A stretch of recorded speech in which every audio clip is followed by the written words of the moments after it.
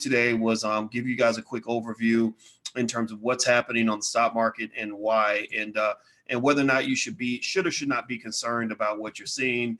Now, first of all, I want to say this: if you are an investor, you probably can do the happy dance right now because today was a good day to be a stock investor. A lot of money was made. The Dow is really recovering very quickly. It's rising rapidly. Now, is that trend going to continue? Nobody knows. But the passage of the stimulus bill by the federal government was a very, very big deal, a very big deal. And so anyway, hit the thumbs up button, hit the share button, hit the subscribe button. And if you haven't subscribed to theblackfinancialchannel.com, make sure you subscribe, theblackfinancialchannel.com. Follow us on Instagram also. So effectively, what you're seeing here with the market moving the way that it's moving is you're seeing something that has confused a lot of people. I had somebody that came when I was talking to Dr. Claud Anderson earlier today. He came in and he said, "How is the stock market going up so fast when you've got all this bad news?" I don't know if you guys saw, but we had just an outrageously insane, ridiculous, frightening level of unemployment claims this week. I think they hit 3 million. 3 million people lost their jobs. God bless them. God bless you if you're in that category. And basically they were just kind of like, okay, this is obviously going to pummel the stock market. Well, the stock market is a funny place. The stock market just thinks in a different way. Those who participate in the stock market, they look at expectations, and they tend to have despite all the irrational behavior that can take place, there tends to be an exceedingly rational, logical way of kind of looking at what's going on. So sometimes you'll see a situation where, like today, where you expect the market to plummet because the unemployment rolls, not only were those numbers bad, 3 million, like the most in history. We've never, do you understand what I say? Never in the history of the United States ever had 3 million people apply for unemployment at the same time. So you're really talking about some stuff that hasn't happened. Some would say it hasn't happened since the Great Depression, but it didn't even happen during the Great Depression. It didn't even happen during the Great Depression. So you're really talking about, something that is just absolutely unbelievable in terms of scope and impact.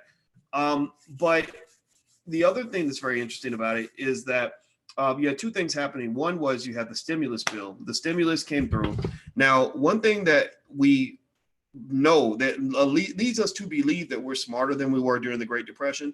Although you always think you're smart until you're stupid. You always think you're smart until you're not smart anymore. So in fact, the biggest thing I learned as a professor is that you don't become intelligent until you realize how dumb you are. So I don't really know how smart I am. I only know how dumb I am and how little I actually know.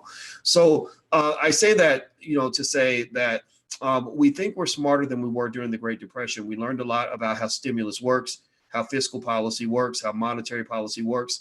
And they really pushed hard in Congress and the Trump administration, all of them. You got to give them credit. Democrats, Republicans working together. They pushed really hard to protect their money.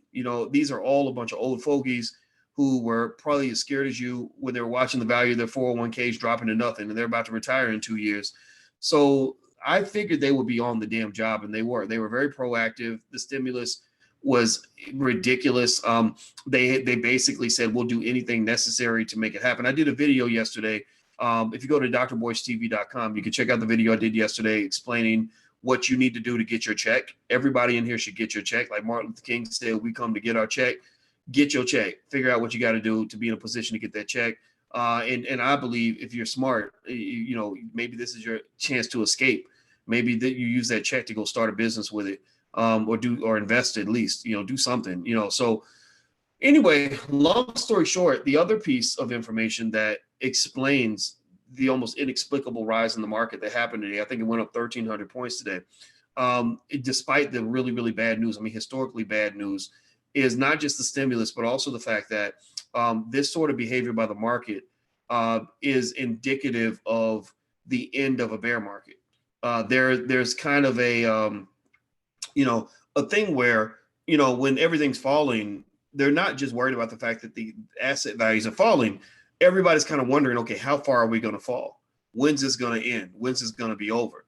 And so some would argue that the behavior of the market recently is indicative of the worst being over. Ironically, even the 3 million people applying for unemployment doesn't scare a lot of, economic experts, because they're sort of like, yeah, but we have a pretty strong economy. We just intentionally stopped working for 3 weeks so that we could clear out this virus. But once the virus is gone, which assuming they can do that, then we're going to be back to normal. Now, from my research, what I'm finding is that a lot of it comes down to whether or not they're going to be able to supply these hospitals with what they need to make sure everybody stays safe. I've told you guys statistics from the CDC that I recited, and I know some people got mad. I mean, I have some people get real mad at me when I laid out statistics from the CDC, because they want you to be emotional, they want you to be irrational, they want you to be scared, they want you to be upset.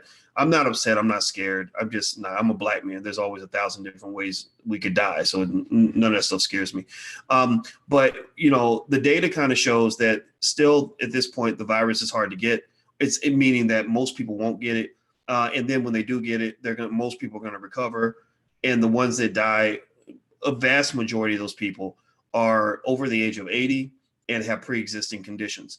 So if the media wanted to be responsible and to do their part in serving, in the recovery of the economy, because everybody needs the economy to recover. I mean, everybody in here, if you need money for something, raise your hand. Everybody in here who needs money to pay a bill, raise your hand. Everybody in here who has the job that you need, raise your hand. Everybody in here that has a business that needs customers, raise your hand.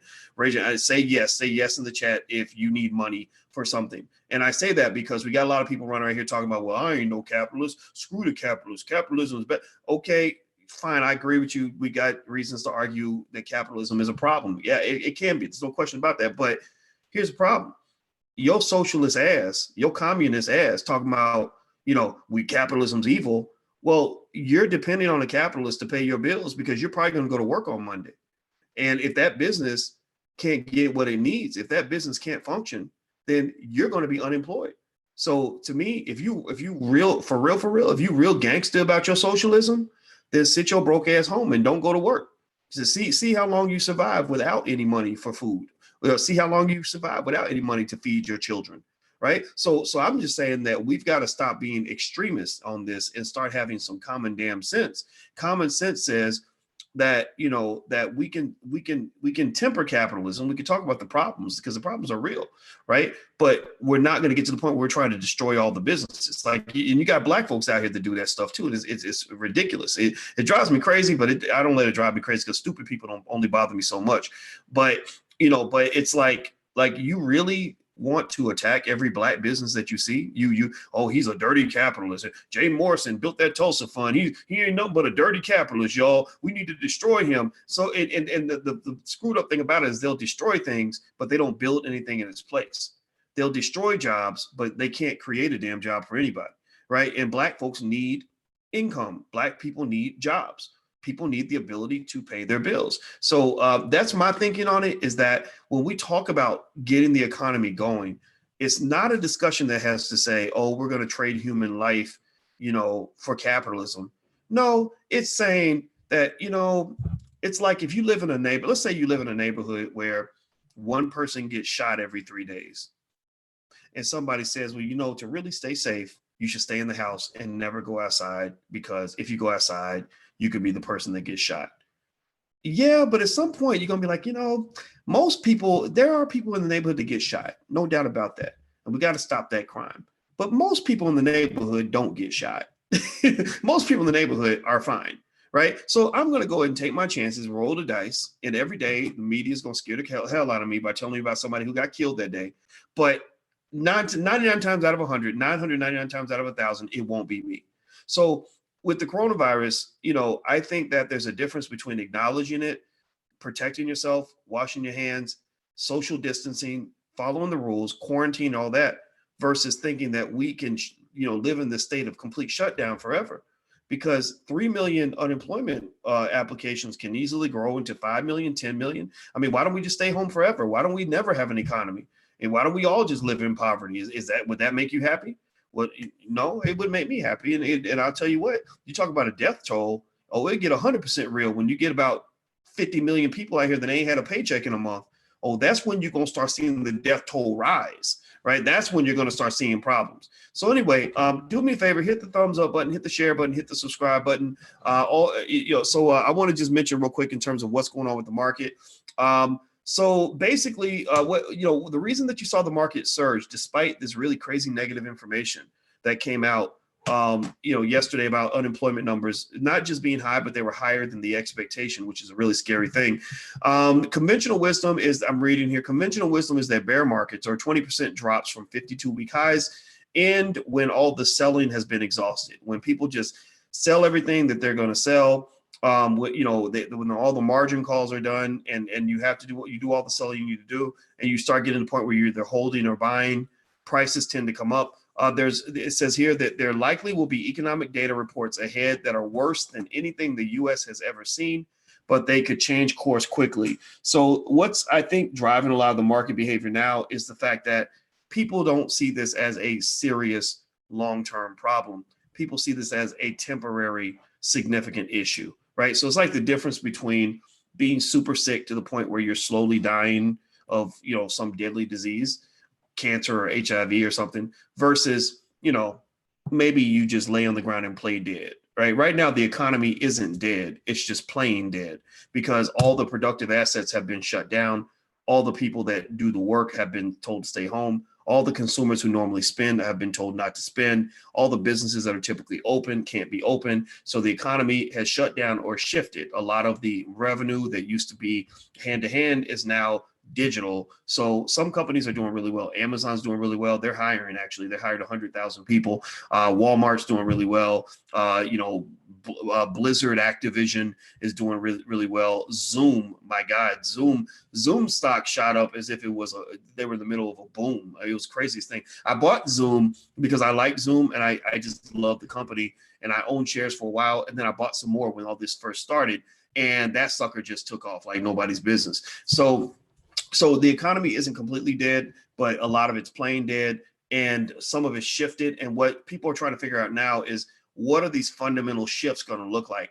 Which companies are going to just disappear because they're now going to become obsolete, because we do not live. The post-coronavirus world is not going to be the same as the pre-coronavirus world, on an aggregate level or individual level. For example, some of y'all who had 3 weeks at home with your kids or whatever and haven't had to go to work are going to just say, you know what? I don't want to go back to work. It's like I had a friend who told me that when she was little, her father and her mother had a rocky marriage, and somebody in her family died. And so she went home to the funeral of it was her grandma. She went home to her grandmother's funeral. And when she was there, she's seen all the people she hadn't seen for years and having all these moments of self-reflection. And she just hit her husband up and said, I'm not coming home. I'm not coming back. And she's been divorced for the last 30 years. So a lot of times these heavy moments are very transformative. They're very transformative. And I think a lot of you have probably had some sort of revelation about yourself or about your life during this quarantine. I actually like the quarantine. If it wasn't for the economic damage, I actually think it's been a really great thing, because I think all of us have changed a little bit, and so I encourage you to dig into that, learn who you are, figure out how you want to move forward, how you want to adjust, how you want to reinvent yourself as a mother, as a dad, as a business owner, as a human being. In fact, I think Black folks, I'm really talking to Black folks about sort of saying, okay, you got this stimulus check coming, you're going to go back to work, life can go back to usual. But what are you going to change after this is over with? Maybe you take the stimulus check and you say, I'm going to put this toward figuring out how to start a business. Or maybe I'm just going to become a stock market investor and do that consistently, or whatever it is. Or maybe I'm going to, spend more time with my kids, or reignite things with my wife, right? Figure out who you are. Figure out, after this meditation time, thank you, Broadcasting the Real, I agree with you. After this meditation time, how are you going to be better? Because I'm going to tell you, I'm a big meditator. I meditate every day, several times a day. That's why I'm alone. That's why I'm a little bit of an introvert, because I want to find out who I am. I like to stay centered. So I spend a lot of time alone. I spend a lot of time in meditation, and I figure out so much about myself and about life and about the world that I never would figure out if I was being pulled from thing to thing. So get smarter in this situation. You can do it. All right, guys. So I'm about to bounce out of here. Hit the thumbs up up button, hit the share button, hit the subscribe button. Don't forget, if you want to learn what stocks I'm buying and all this other stuff and why and everything else, as well as how the stock market works, we have a great stock market investing program. You can try the first 30 days for $1. So feel free to go to theblackstockmarketprogram.com, THE. That's theblackstockmarketprogram.com. Also, don't forget, we have Black Movie Night coming up on April 2nd. We're building a Black Hollywood. The next movie we're going to screen, the next Black movie, is going to be Raising a Black Scholar by Tierra K.J. Williams. She's the director. And we're going to watch the film and then have a discussion about homeschooling and how parents, millions and millions and millions of parents just like you in our community, are taking their children out of these racist schools and doing it themselves, and they're doing it together. And I believe from the core of my heart that the best person to educate a Black child is a Black person, a Black parent. So you don't have to educate your children on your own completely, but maybe you want to do partial homeschooling, where maybe your kids go to school every day, but when you bring them home, you have a curriculum. You can do it. Don't be scared, and you got to believe in yourself. That's really important. So when am I going to go live again? I don't know. I'm going to go in here and take a nap right now. So you guys have a great day, and I love you. And thanks for hanging out with me, and I'll see you soon. Take care. Peace.